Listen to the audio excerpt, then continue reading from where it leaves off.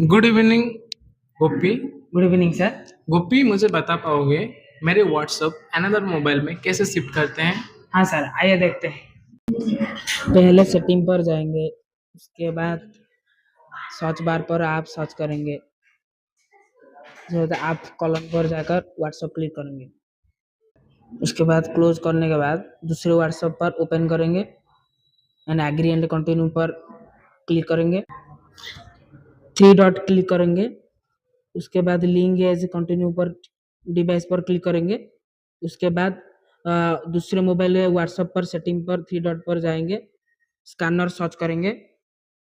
अब स्कैनर पर स्कैन करेंगे, इंस्टॉल हो रहा है।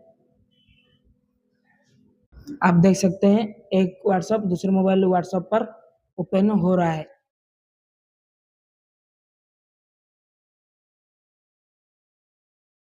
वीडियो अच्छी लगे तो लाइक शेयर कमेंट सब्सक्राइब करना, पास के कैंसर एजुकेशन को विजिट करना।